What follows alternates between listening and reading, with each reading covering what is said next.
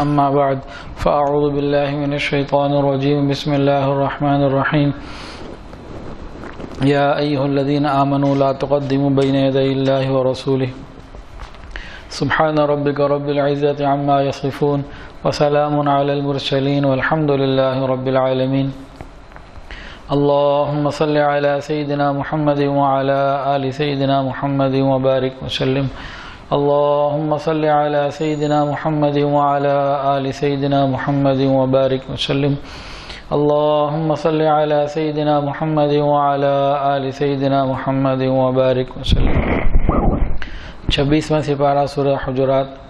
اس میں اللہ رب العزت نے نبی علیہ السلام کے لیے امت کو کچھ آداب سکھائے ہیں، بتلائے ہیں، اور مومنین کے ایک دوسرے کے ساتھ معاشرتی زندگی کی کچھ باتیں بتائی ہیں. سورہ حجرات کو پڑھنا اور اس کا پورا بیان سمجھنا بہت ضروری ہے. اس سے ہمیں نبی علیہ السلام کے ادب کا معلوم ہوگا اور ساتھ ہی ساتھ علماء اور مشائخ کا اور دین میں جو بڑے لوگ ہیں ان کا ادب ہمیں معلوم ہوگا. اللہ رب العزت نے فرمایا لا تقدموا بین یدی اللہ ورسولہ، کہ تم اللہ اور اس کے رسول سے آگے مت بڑھو، ان سے آگے بڑھنے کی فکر نہ کرو. اس میں امام بخاری رحمۃ اللہ علیہ نے ایک واقعہ نقل کیا ہے کہ بنی تمیم کا ایک قافلہ رسول اللہ صلی اللہ علیہ وسلم کی خدمت میں آیا اور انہوں نے عرض کیا اے اللہ کے نبی صلی اللہ علیہ وسلم کسی شخص کو ہمارا امیر بنا دیجئے. ابھی نبی علیہ السلام خاموش ہی تھے، اتنے میں صدیق اکبر رضی اللہ تعالیٰ نے مشورہ دیا کہ جی قعقاع بن معبد کو امیر بنا دیجئے. عمر فاروق رضی اللہ عنہ نے مشورہ دیا اقرا بن حابس کو امیر بنا دیجئے. ابوبکر صدیق نے جب بات کی تو عمر رضی نے ایک اور بات کی کہ آپ ان کو بنا دیجئے. تو ابوبکر نے عمر سے فرمایا کہ بھئی تمہارا اس کے علاوہ کیا مقصد ہے کہ تم میری رائے کی مخالفت کر رہے ہو، تو ایسا تم کیوں کر رہے ہو؟ تو عمر فاروق رضی نے جواب دیا کہ بھئی میں اپنی رائے الگ سے پیش کر رہا ہوں، میری بات کا مقصد آپ کی مخالفت نہیں، آپ غلط سمجھے. ابھی آپس میں بات چیت ہو رہی تھی تو دونوں کی آواز بلند ہو گئی. اللہ رب العزت کو پسند نہ آیا اور اللہ رب العزت نے حکم فرما دیا یا ایھا الذین آمنوا لا تقدموا بین یدی اللہ ورسولہ. زندگی میں رہتے ہوئے یہ اس طرح کے معاملات کبھی ہو جاتے ہیں تو بڑوں کی جو باتیں ہوا کرتی ہیں بڑوں کے ساتھ رہنے کے بارے میں یہ اللہ رب العزت نے سکھایا. اللہ تعالی ہمیں نبی علیہ السلام کا ادب اور علماء کا ادب عطا فرمائے. ایک صحابی تھے ثابت بن قیس، ان کی اپنی فطرتاً آواز تیز تھی. اس کے بعد انہوں نے نبی علیہ السلام کی مجلس میں آنا چھوڑ دیا. نبی علیہ السلام نے پوچھا بھئی کدھر ہے ثابت بن قیس؟ پھر ان کو بلوایا گیا، بات کی گئی، کہ میری آواز ہی اتنی اونچی ہے اس لیے میں نہیں آ رہا، کہیں میرے پر پکڑ نہ ہو جائے، کیونکہ بات اللہ نے فرمائی کہ تمہارے اعمال تباہ ہو جائیں گے، تمہیں پتہ بھی نہیں چلے گا. تو نبی علیہ السلام نے فرمایا نہیں، آپ کی آواز بلند وہ والی نہیں، آپ آئیں. اور صحابہ کے بارے میں آتا ہے کہ اس کے بعد جب نبی علیہ السلام سے بات کرتے تھے اتنی آہستہ آواز سے بہتر انداز سے بات کرتے تھے کہ بعض مرتبہ تو دوبارہ بھی پوچھنا پڑ جاتا تھا. بہت خاموشی کے ساتھ آہستہ آواز سے بات کیا کرتے تھے.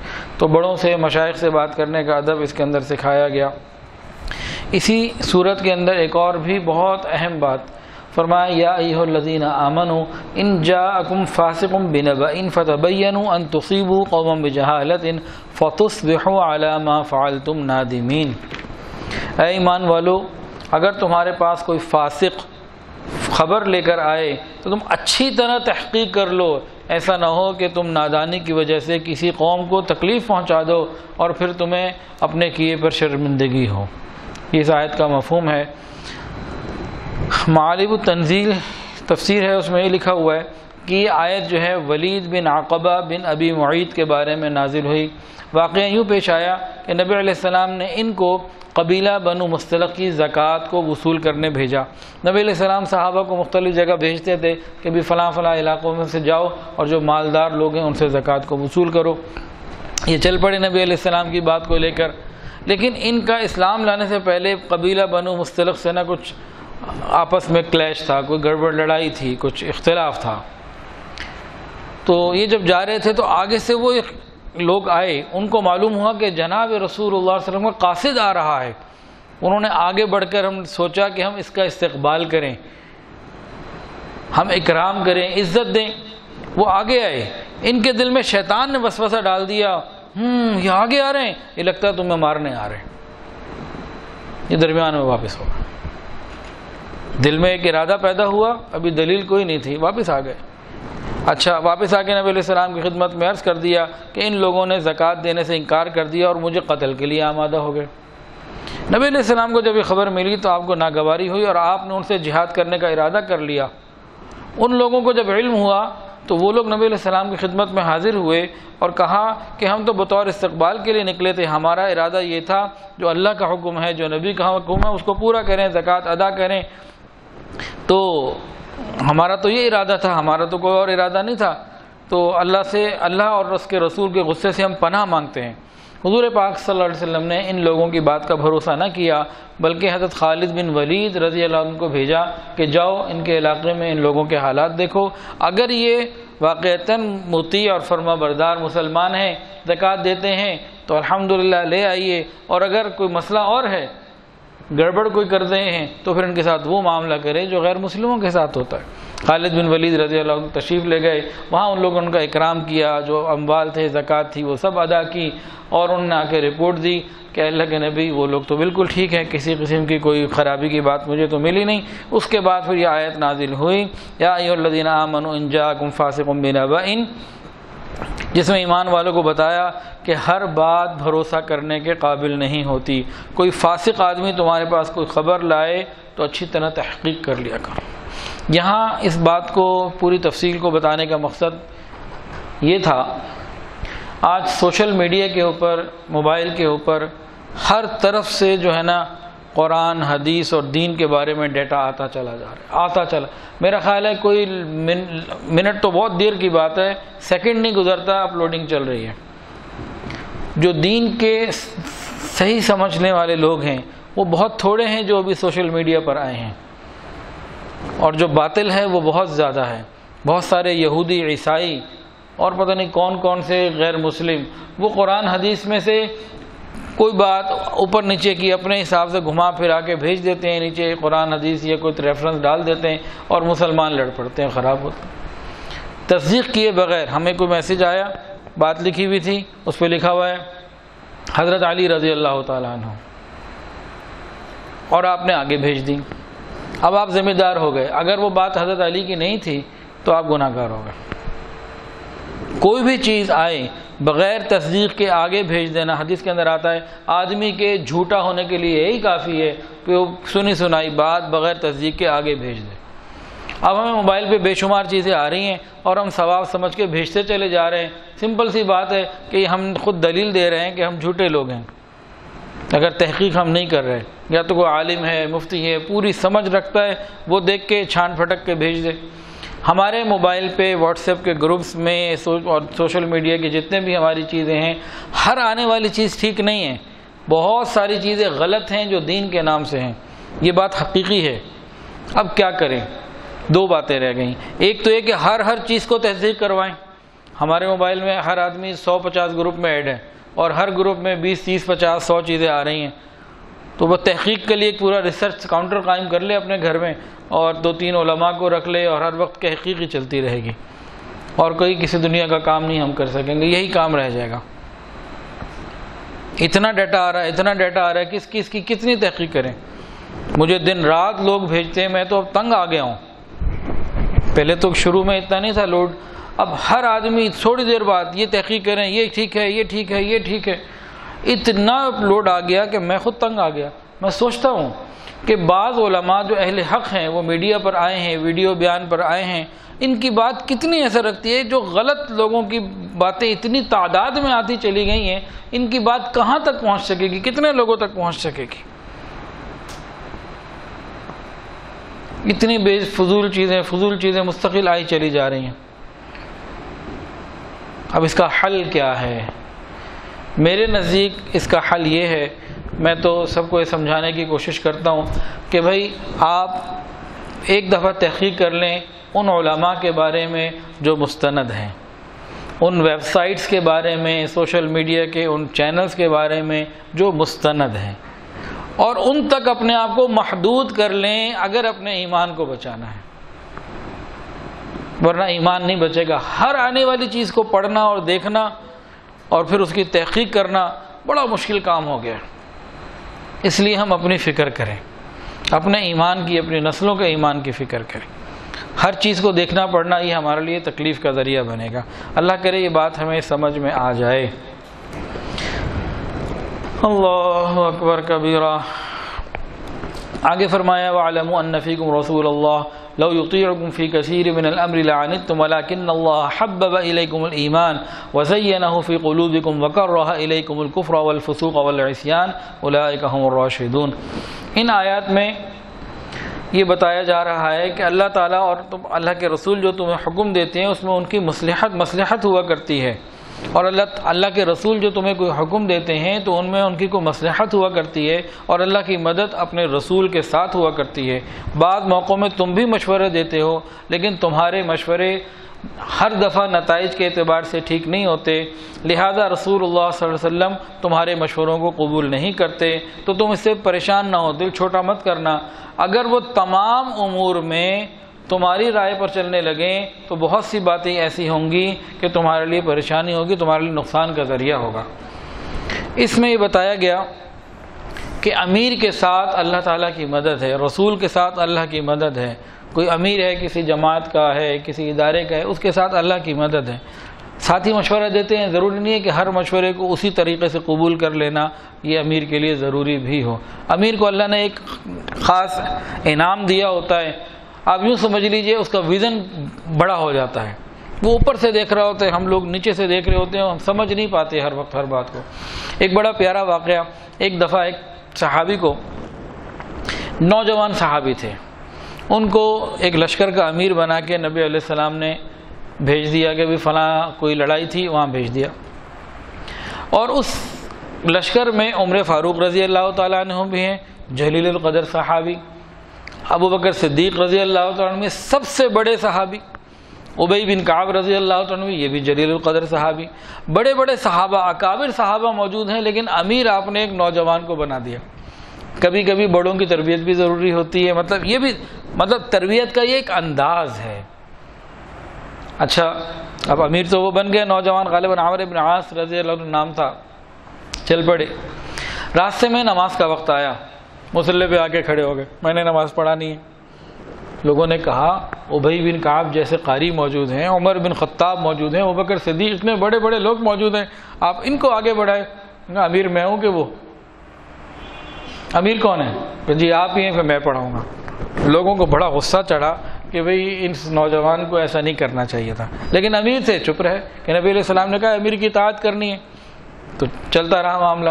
آگے جا کے جناب رات کا وقت تھا، پڑاؤ ڈال دیا، شدید سردی میں سارے پریشان۔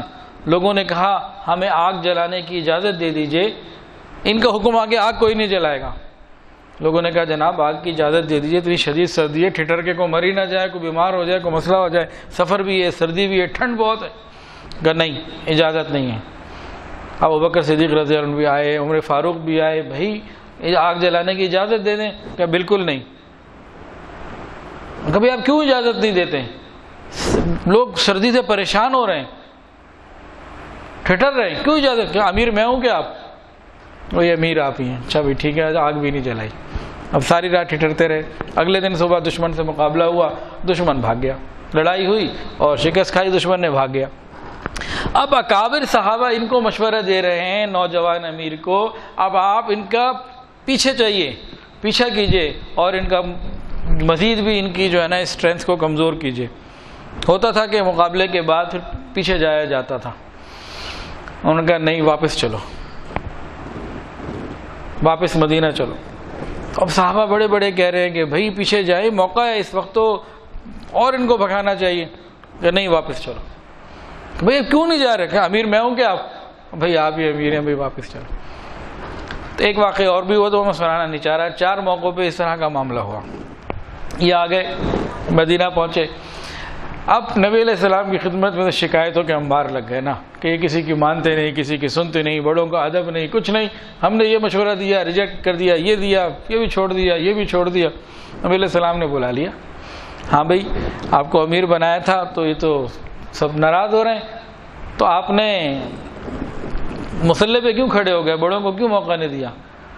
ان کی کیوں نہیں بات مانی؟ اللہ کے نبی آپ نے امیر مجھے بنایا تھا نا، پھر امیر کو تو فیصلہ کرنے کا اختیار ہوتا ہے۔ نبی علیہ السلام نے کہا، انہوں نے ٹھیک کہا۔ پھر اگلی بات کہ رات کو اتنی سردی تھی، صحابہ پریشان تھے ٹھنڈ کی وجہ سے، آپ نے آگ جلانے کی بھی اجازت نہیں دی، اس کا آپ کیا جواب دیتے ہیں؟ جی مجھے معلوم یہ تھا دشمن سامنے قریب موجود ہے، مجھے جاسوس نے آگے خبر دے دی تھی، اگر ہم لوگ آگ جلاتے تو دشمن کو ہماری تعداد کا اندازہ ہو جاتا، صبح ہمارے لیے مسائل کھڑے ہو جاتے، یا رات کو ہی وہ حملہ کر دیتا تو وہ اچھا نہیں تھا۔ نبی علیہ السلام نے کہا ان کی بات ٹھیک ہے۔ پھر کہا کہ بھئی جب وہ دشمن صبح مقابلہ ہوا، وہ بھاگ گیا، آپ سب کہہ رہے ہیں، سب کا مشورہ ہے، تجربہ کار لوگوں کا مشورہ ہے، پیچھے جاؤ، تم کیوں واپس آ گئے؟ اس کا کیا جواب ہے؟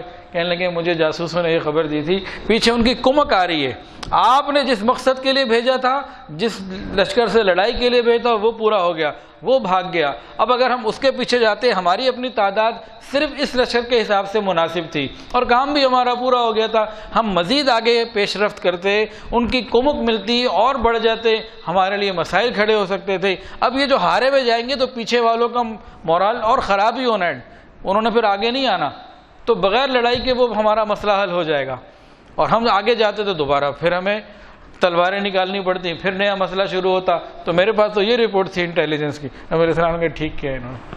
تو یہ امیر ہوتا ہے، امیر کی بات ماننے میں ہی خیر ہوتی ہے۔ ویسے بعض دفعہ کہتے ہیں امیر کی خیر ماننے میں، یہ مانے گا تو ٹھیک ہے، نہیں تو پھر اسی کو دیکھیں گے، مذاق میں یہ بھی کہتے ہیں نا، ورنہ اصل کیا ہے؟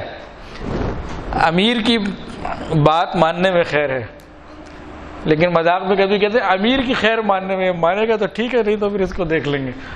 تو ہر طرح کے لوگ ہوتے ہیں، اللہ تعالیٰ ہمیں سمجھ عطا فرمائے۔ تو امیر کی بات ماننا، بڑے کی بات ماننا، یہ دین کا مزاج ہے۔ اللہ تعالیٰ ہمیں سمجھ عطا فرمائے۔ ہم میں سے بعض لوگ سمجھتے ہیں کہ بھئی یہ بڑے کا فیصلہ ہے، یہ ٹھیک نہیں ہے، ان کو ایسے کرنا چاہیے تھا، ان کو ویسے کرنا چاہیے تھا۔ بھئی اللہ نے اگر کسی کو کوئی مقام دیا ہے تو بہرحال انسان ہے، غلطی ہو سکتی ہے، یہ میں نہیں کرتا، لیکن اگر اللہ نے کسی کو مقام دیا ہے تو اس کو پھر مدد بھی اللہ تعالیٰ فرماتے ہیں۔ آگے اس میں ہے یا ایھا الذین آمنوا لا یسخر قوم من قوم عسى ان یکونوا خیرا منہم۔ اس میں مختلف آیات کے اندر کچھ احکامات ہیں۔ ایک تو یہ بتایا اے ایمان والو، نہ تو مرد مردوں کے مذاق اڑایا کریں، ہو سکتا ہے جن کا یہ مذاق اڑا رہے ہوں وہ ان سے بہتر ہوں اعمال میں اللہ کے نزدیک۔ اس طرح عورتوں کو بھی کہا کہ یہ بھی عورتوں کے مذاق نہ اڑائیں۔ آپس میں ایسا مذاق کرنا جس میں کسی کی حقارت، کسی کی دل کی تکلیف اور چوٹ پہنچے، اس کو منع کر دیا گیا۔ ہو سکتا ہے جس کا ہم مذاق اڑا رہے ہوں اللہ کے ہاں اس کا درجہ کچھ اور ہی ہو اور ہم پکڑے جائیں۔ اسی طرح بتایا کہ تم اپنے بھائی سے جھگڑا نہ کرو، اسے مذاق ایسا نہ کرو جس سے اسے تکلیف پہنچے، اور کوئی ایسا وعدہ نہ کرو جس کی تم وعدہ خلافی کرو۔ اور یہ بھی فرمایا وَلَا تَلْمِزُوا أَنفُسَكُمْ، اور اپنی جانوں کو عیب نہ لگاؤ۔ اس میں بتایا کہ کسی کو تانا دینا بول چال میں، قد میں، کسی کا کلر کالا ہے یا کسی کو اس طرح سے کوئی ایسا لفظ بول دینا تکلیف دے والا، یہ منع کر دیا بلکہ حرام قرار دے دیا۔ وَلَا تَلْمِزُوا أَنفُسَكُمْ۔ اچھا اس کے اندر ایک عجیب بات، یہ نہیں کہا کہ وَلَا تَلْمِزُوا غَيْرَكُمْ، کہ تم دوسروں کو نہ کہو، فرمایا اپنے آپ کو نہ کہو۔ کیا مطلب؟ جب تم کسی کو برا کہو گے پلٹ کے تمہیں برا کہے گا، اور پھر مسلمان تو ایک ہی ہے نا، سب ایک ہی ہیں، آپس میں ایک دوسرے کو برا نہ کہو۔ اور ایک نصیحت یہ فرمائی وَلَا تَنَابَزُوا بِالْأَلْقَابِ، کہ تم ایک دوسرے کو برے القاب سے یاد نہ کیا کرو، برے برے لقب نہ دیا کرو، عزت سے پکارو، اگلے کو عزت دو، محبت دو، یہ نبی علیہ السلام نے سکھایا۔ نبی علیہ السلام کی ایک اہلیہ ہماری ماں امی صفیہ رضی اللہ تعالی عنہ پہلے یہودی مذہب پہ تھیں، پھر خیر مسلمان ہو گئی، نبی علیہ السلام سے نکاح ہو گیا۔ ایک دفعہ سفر پر تھیں، آپ کا اونٹ بیمار ہو گیا، تو نبی علیہ السلام نے اپنی ایک اور اہلیہ ہماری ایک اور ماں زینب بنت جحش رضی اللہ عنہ سے فرمایا کہ اپنا ایک اونٹ ان کو دے دیے، ان کے پاس ایک اونٹ فالتو تھا۔ کہنے لگے اچھا میں اپنا اونٹ اس یہودی عورت کو دے دوں؟ ایک دم یہ بات نکل گئی، تو نبی علیہ السلام اس وجہ سے ناراض ہو گئے اور کئی دن ان سے، مہینہ دو مہینہ ان سے بات نہیں کی۔ پھر انہوں نے نبی علیہ السلام کو راضی کیا۔ کسی کو اس طرح کا تانا دے دینا، کوئی بات کر دینا، یہ جائز نہیں۔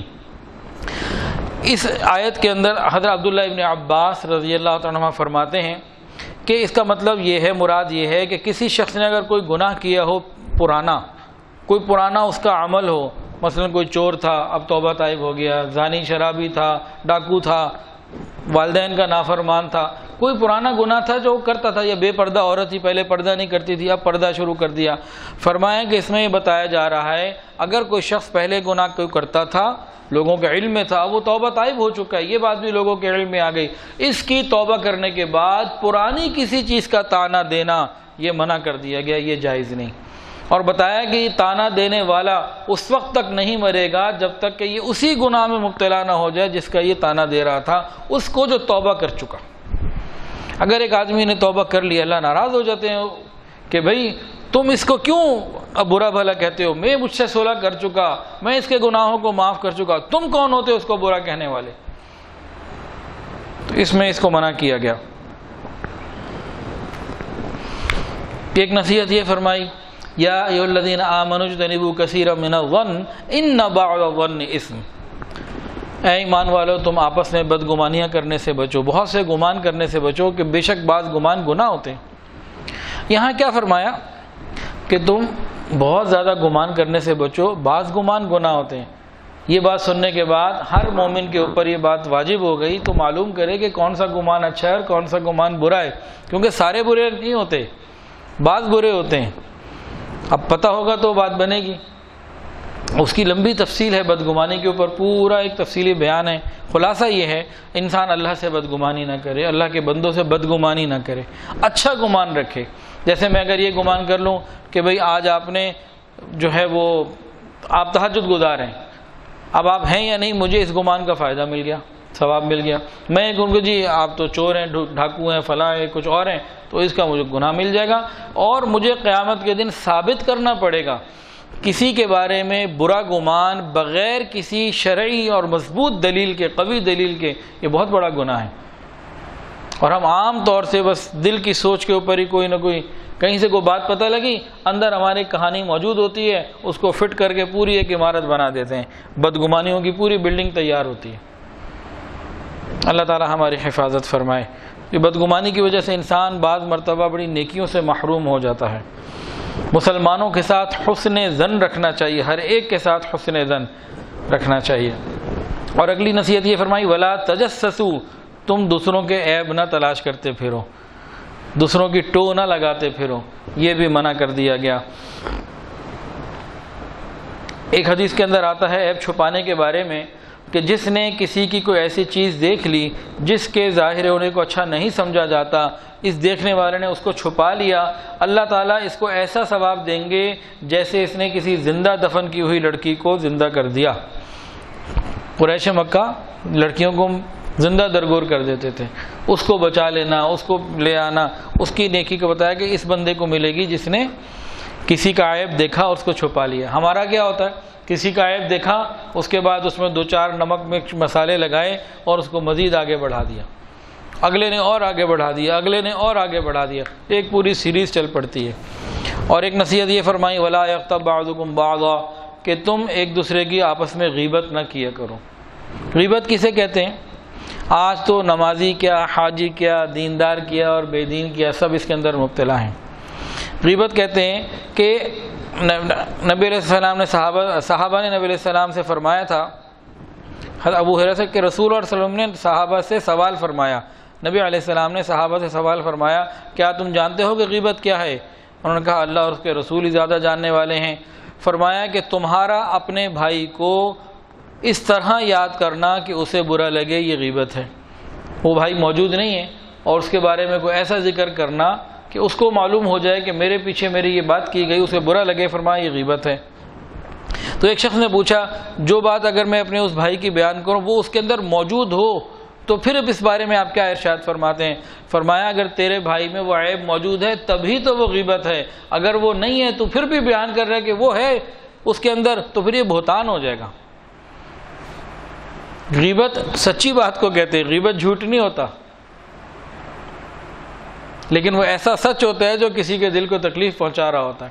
کسی کی غیبت، ایک آدمی چوری کرتا ہے، ایک اور بات ہے، ہم کہیں بھی بیٹھ کے کہیں وہ ایسا ہے، ہم نے سچ بولا ہے، یہ سچ لیکن یہ غیبت میں کاؤنٹ کیا جائے گا اور یہ گناہ میں آئے گا۔ اور فرمایا غیبت کے بارے میں فرمایا اشد من الزنا، زنا یہ گناہ سے زیادہ سخت ہے۔ ایک نے پوچھا کہ زنا سے زیادہ کیسے سخت ہے؟ آپ نے فرمایا کہ ایک آدمی اگر زنا کرتا ہے پھر توبہ کر لیتا ہے، اس کو خیال آ ہی جاتا ہے، لیکن اگر کوئی شخص غیبت کرتا ہے تو اس وقت تک اس کی مغفرت نہیں ہوگی جب تک کہ جس کی غیبت کی گئی ہے اس سے معافی نہ کروائے۔ غیبت اگر کرے گا تو حقوق اللہ بھی بیچ میں آئے گا، حقوق العباد بھی بیچ میں آئے گا۔ حقوق اللہ کیوں آئے گا؟ کہ اللہ نے منع کیا ہے وَلَا يَغْتَبْ بَعْضُكُمْ بَعْضًا، اللہ نے منع کر دیا۔ حقوق العباد کیوں آئے گا؟ کہ جس کی غیبت کی گئی ہے اس کی آبرو ریزی کی ہے، اب دونوں جگہ سے معافی کرنی ہے۔ تو طریقہ یہ ہوا انسان اللہ سے بھی معافی مانگے اور اس سے بھی معافی مانگے۔ تاہم کسی کی غیبت کی گئی ہو، اس سے معافی مانگنے کا طریقہ کیا ہے کہ جی میں نے فلانی جگہ آپ کی غیبت کی تھی، آپ ذرا مجھے معاف کر دیں، پھر دیکھیں نا ڈنڈا نکال کے فساد شروع ہو جائے گا۔ یہ طریقہ نہیں ہے۔ ہاں اگر اس کو معلوم ہو گیا کہیں سے پھر تو اور بات ہے کہ بھی مجھے آپ اللہ کے لیے معاف کر دیں، پھر ٹھیک ہے۔ اگر اس کو نہیں معلوم نا تو از خود جا کے بتانے کی ضرورت نہیں ہے، اتنا سیدھا ہونے کی ضرورت نہیں ہے۔ اس کے لیے خوب استغفار کریں کہ دل میں یقین ہو جائے کہ اللہ نے مجھے معاف کر دیا۔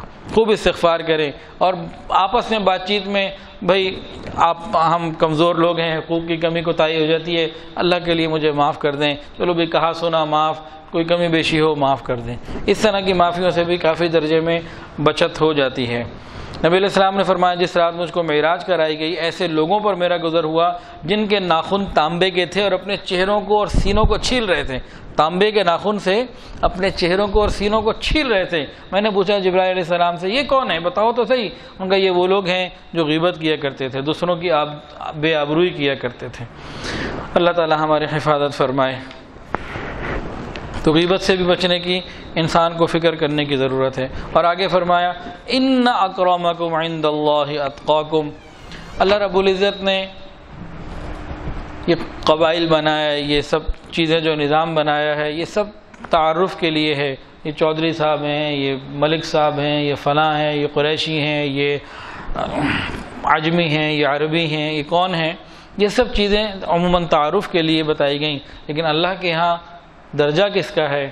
ذات پات کا مقام اللہ کے ہاں تو کوئی نہیں، اللہ کے ہاں تو تقوی دیکھا جاتا ہے۔ ان اکرمکم عند اللہ اتقاکم، جس بندے کے اندر جتنا اللہ تعالیٰ کے لیے تقوی ہوگا، اللہ کے ساتھ تعلق زیادہ ہوگا، اللہ تعالیٰ کے ہاں اس کا اتنا بڑا درجہ ہوگا۔ اللہ تعالیٰ مجھے اور آپ کو تقوی عطا فرمائے۔ آج 21ویں شب ہے، ہو سکتا ہے شب قدر کی رات ہو، تو ان راتوں میں ہم نے جو دعائیں مانگنی ہے، ایک تو امی عائشہ نے پوچھا تھا تو نبی علیہ السلام نے فرمایا تھا اللہم انک عفو تحب العفو فاعف عنی، یہ مانگ لیجئے۔ باقی ہم جو بھی دعائیں مانگیں تو اس میں تقوی بھی اللہ سے مانگیں۔ اللہ تعالی ہم سب کو تقوی کا اعلیٰ معیار عطا فرمائے۔ وآخر دعوانا ان الحمدللہ رب العالمین۔ دعا کر لیجیے۔ الحمد لله رب العالمين وصلى الله على النبي الأمي الكريم ربنا ظلمنا أنفسنا وإن لم تغفر لنا وترحمنا لنكونن من الخاسرين اللهم إنك عفو كريم تحب العفو فاعف عنا يا كريم اللهم إنك عفو كريم تحب العفو فاعف عنا يا كريم اللهم إنك عفو كريم تحب العفو فاعف عنا يا كريم۔ رب کریم ہم سب پر رحمت کی نظر فرما دیجئے، یا اللہ آج کی رات ہم سب کی مغفرت فرما دیجئے، یا الہ العالمین۔ اعتکاف بیٹھنے والے اعتکاف میں بیٹھ چکے، تجھے منانے کے لیے بیٹھ چکے، اللہ ان کے بیٹھنے کو قبول فرما لیجئے۔ ہم لوگ جو نہ بیٹھ سکے اللہ ان کی برکت سے ہماری بھی مغفرت فرما دیجئے، یا اللہ انہیں تو شب قدر مل ہی جائے گی، اللہ ہمیں بھی عطا فرما دیجئے۔ ہم سب پر رحمت کی نظر فرما دیجئے، ہماری پریشانیوں کو دور فرما دیجئے، ہمارے غموں کو دور کر دیجئے، ہمیں اپنے مقبول بندوں میں شامل فرما لیجئے۔ اللہ ہمیں بڑوں کا ادب عطا فرما دیجئے، غیبت سے، جھوٹ سے اور تجسس سے اور دوسروں کی بے اکرامی سے، مذاق اڑانے سے ہم سب کی حفاظت فرما، بدگمانی سے ہماری حفاظت فرما۔ یا اللہ ہماری دعاؤں کو اپنے خصوصی فضل سے قبول فرما۔ اللہ جو مانگا عطا فرما، جو مانگنا چاہیے تھا نہیں مانگ پائے وہ بھی عطا فرما۔ رب کریم اپنی شان کے مطابق عطا فرما۔ یا الہ العالمین بہت سارے لوگوں نے دعاؤں کے لیے کہا اور جو کہنا چاہتے تھے نہیں کہہ پائے، اور وہ لوگ جن کا حق ہے کہ ان کے لیے دعائیں کرتے رہا کرے، رب کریم سب کے لیے خیر کے فیصلے فرما۔ اللہ جو تراویح میں یہاں قرآن پڑھا جا رہا ہے اس کو قبول فرما، کمی کوتاہیوں کو معاف فرما، رب کریم ہم سب پر رحمت کی نظر فرما۔ وصلی اللہ تعالی علی خیر خلق سیدنا محمد۔